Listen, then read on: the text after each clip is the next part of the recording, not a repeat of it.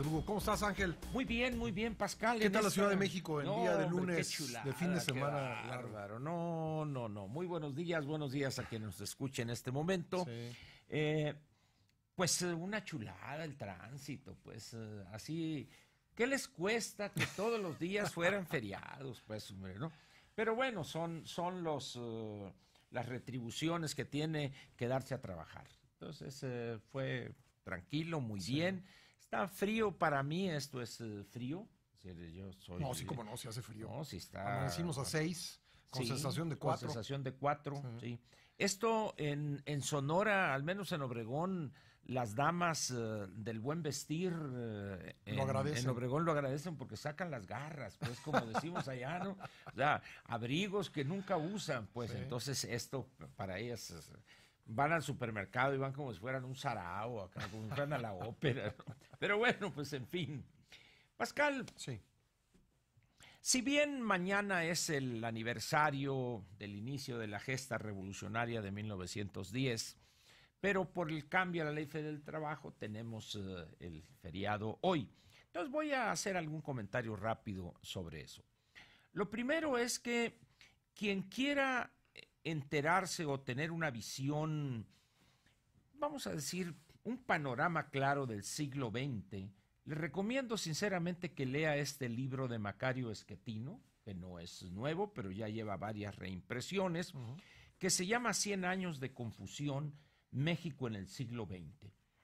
Este libro es importante, al margen de que hay críticos que dicen que no, que el enfoque de Mariano. O sea, dejemos de lado eso. Al margen de eso, pienso que es un libro bien escrito, muy bien enfocado y con algo que nos permite a quienes lo lean o les permite a quienes lo lean con detenimiento tener una visión objetiva de lo que realmente pasó. No nomás de 1910 al 17, cuando se aprueba la Constitución, sino incluso un poco más allá, vamos a decir, hasta el cardenismo, hasta 1940, donde ya se dibuja de una manera muy clara y todos los elementos con los cuales opera el Estado revolucionario mexicano, el nacionalismo revolucionario. Cárdenas es así pues el gran artífice, el que completa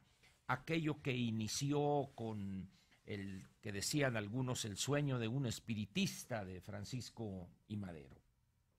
Les recomiendo sinceramente, no es un libro nuevo, es decir, un libro, como dije, ya tiene varias reediciones, pero lo pueden encontrar en librerías sin ningún problema.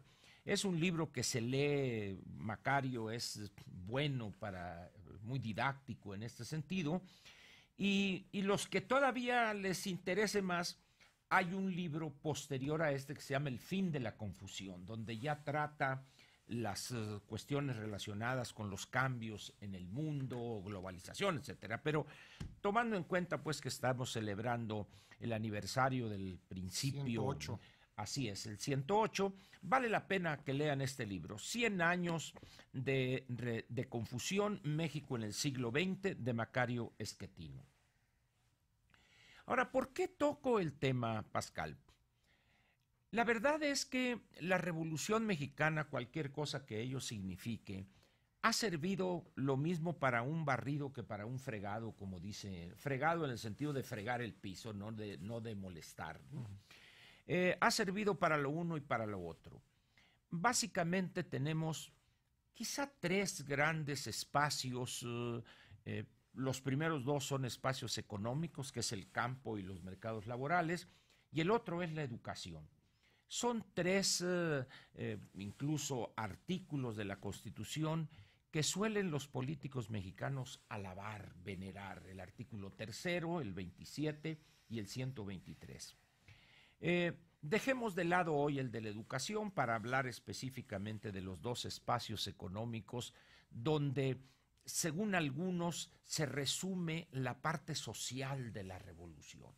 La tierra y los mercados laborales, la tierra y el trabajo. Y resulta, Pascal, que en esos dos espacios económicos, si nos atenemos a los resultados, hemos construido dos grandes desastres. En el caso del campo mexicano, es Lo cual donde... me va a llevar a preguntarte por qué se veneran esos artículos. ¿Por qué se veneran esos artículos? Si los Bueno, resultados son la tan malos. pregunta es relevante, es con la que cerraré mi comentario sobre esos dos espacios, Pascal. En el campo basta y sobra con que digamos que ahí habitan los más miserables entre los más miserables del país, los más marginados, los más pobres, los más desnutridos, los menos educados, es decir, los más fregados, pues para no utilizar un adjetivo un poco muy sonoro, pero quizá moleste a algunos castos oídos. Entonces dice uno, a ver, ¿cómo es posible que ante esos resultados de lo que podríamos llamar el campo mexicano, no, aquí que no se confundan aquellos que dicen, no, es que tenemos una balanza superavitaria y estamos exportando berries, no, ese no es el campo mexicano. No. El campo mexicano es... Pero no deja de ser relevante, ¿no? Por supuesto, pero al final de cuentas tú no puedes convertir todo el país en productores de berries. Claro.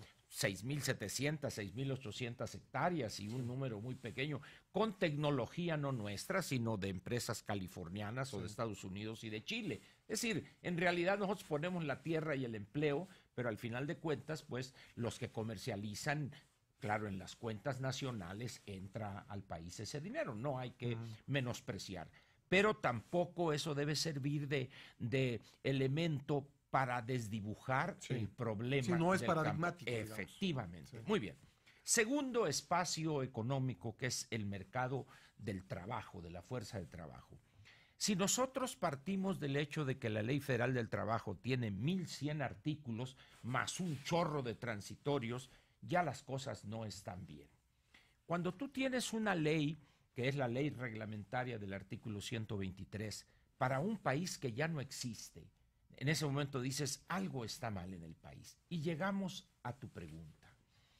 ¿Por qué entonces los políticos, ante esa realidad ofensiva en el campo y en los mercados laborales, estos últimos rígidos, con una corrupción en sus instituciones encargadas de impartir justicia laboral, con millones de juicios pendientes de resolverse, que ahí están durmiendo el sueño de los injustos, con unas juntas de conciliación donde hay un grupo de gángsters y golpeadores afuera esperando que los contrates para amenazar o golpear a la otra parte y sacar un fallo favorable al que les paga, etcétera, etcétera. Entonces, ¿por qué entonces hemos puesto en el altar estos dos espacios? Porque son los obstáculos fundamentales para el crecimiento de la economía, para su modernización, y son los dos pilares del corporativismo mexicano más perverso que pudo algún país en América Latina inventar. En ese sentido, el mérito, sin duda alguna, le pertenece al general Lázaro Cárdenas. En la medida en que los políticos empiecen a hablar sobre la verdad ofensiva que hemos construido con esos dos artículos o en esos dos espacios económicos, pues es como darse un balazo en el pie. Entonces dirían, bueno, entonces ¿de qué sirvió la revolución? Entonces tendría que venir la respuesta, es que en verdad no hubo revolución. Doy un solo elemento. O la revolución se pervirtió en el momento, al año siguiente que se aprobó la Constitución, es ¿no? posible, pero también es una tesis, ¿no? Yo como sonorense diría lo siguiente.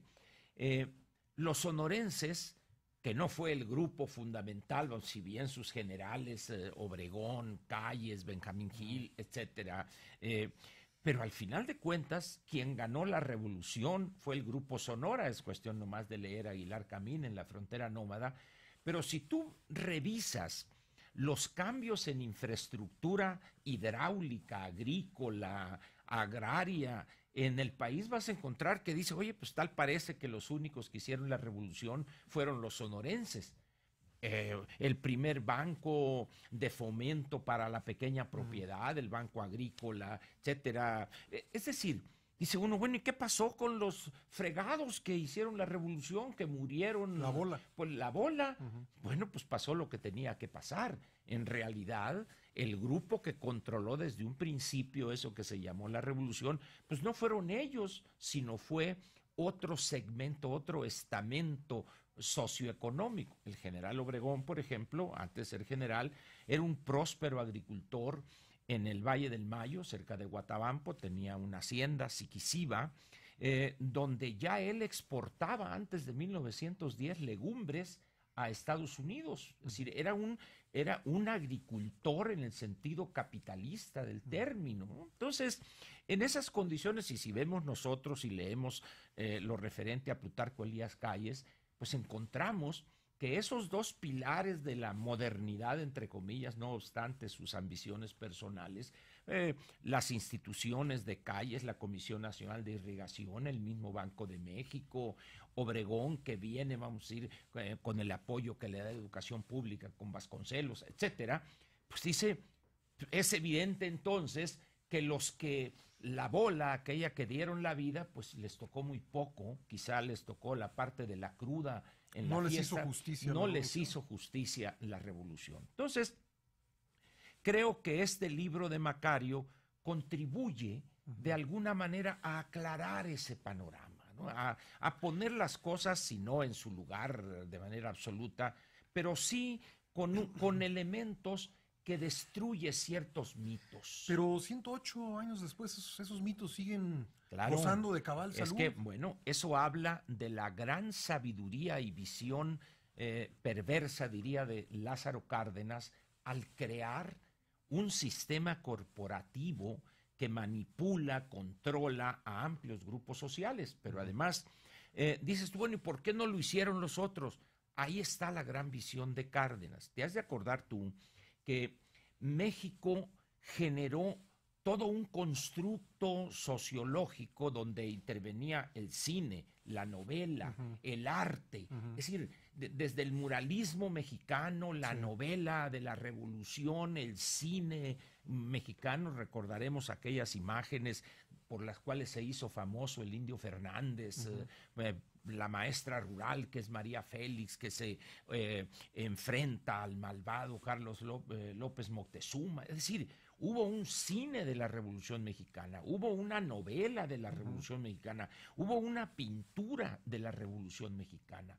Una arquitectura, efectivamente. Los que lo duden pueden ver el Monumento a la Revolución, las esculturas que están a su lado. Es decir, hubo todo un constructo, una construcción ideológica.